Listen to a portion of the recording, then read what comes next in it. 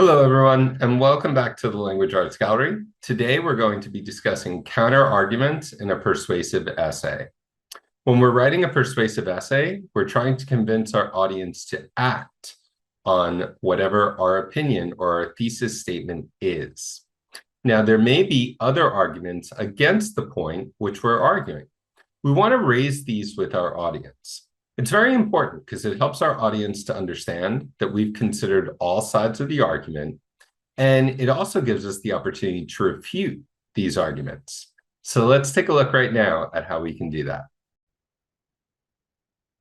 So as I mentioned, we want to review counter-arguments because we want our audience to understand that we've considered all sides of the argument, and more importantly, it gives us the opportunity to weaken that opposing argument. Because remember, a persuasive essay is about calling our audience to act. So this is going to make it more likely that our audience is actually going to act on whatever it is we want them to do. So let's look at some language that we can use to present counterarguments. Opponents argue. Some people claim. Some critics believe.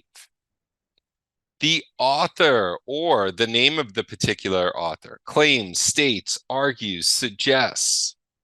It has been argued or suggested. It might seem or it might appear. These are all different ways that we can present our counter argument, and we need to present it before we can refute it. We also may choose to include a statement of concession. A concession, when you concede something, you give a little bit. In a negotiation, people concede on either side. So that's kind of what you're doing in your essay. You're making a brief statement to indicate that the counter argument seems logical. But you don't want to concede too much because, remember, it's your point that you're arguing in favor of. So you might say that it seems logical on the surface. And we've got some language here that you can use. Well, this seems quite logical. On the surface, this seems to make sense. While this argument seems rational at first, and while it's true that. So what comes after our statement of concession? Our refutation. This is where we're going to say that this counter argument is invalid. We're going to weaken it. And we can use language like however, while, although, or on the contrary. And we've got a few examples here. This is talking about employee productivity. Opponents claim that taking time off boosts employee productivity. However, it's generally agreed that people who spend more time at the office accomplish more. You can use language like generally agreed, particularly when you're writing under a timed testing environment, because you're not going to have the opportunity to do research in support of your opinion. So you can use logic and say things like it's generally agreed. While opponents claim, although opponents claim, opponents claim that taking time off boosts employee productivity. On the contrary, it's generally agreed that people who spend more time at the office accomplish more.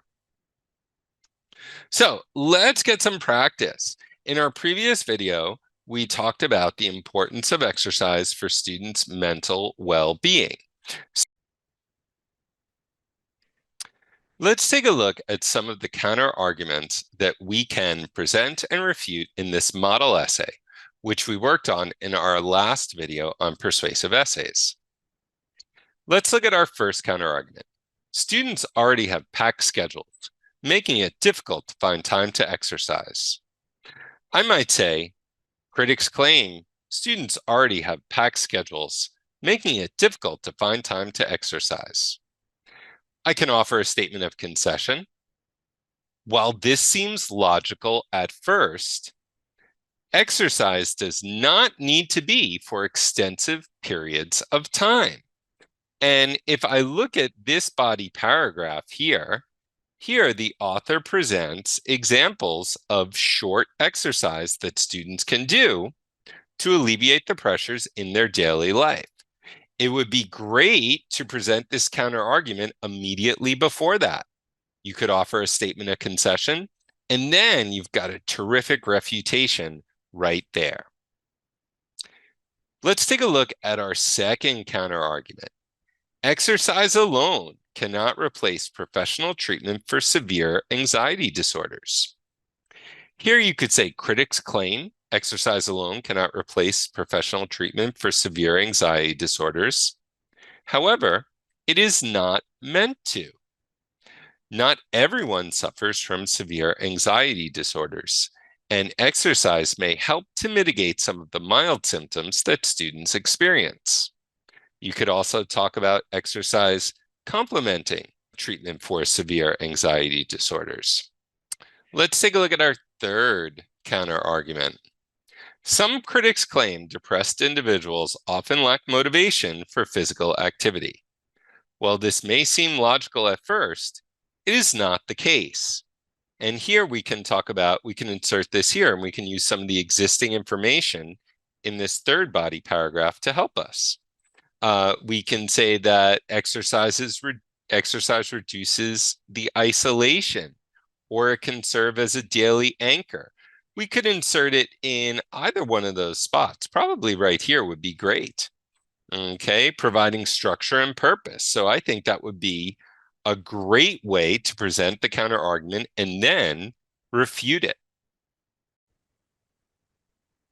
Okay, thank you so much for watching our video on counterarguments, statements of concession, and rebuttals.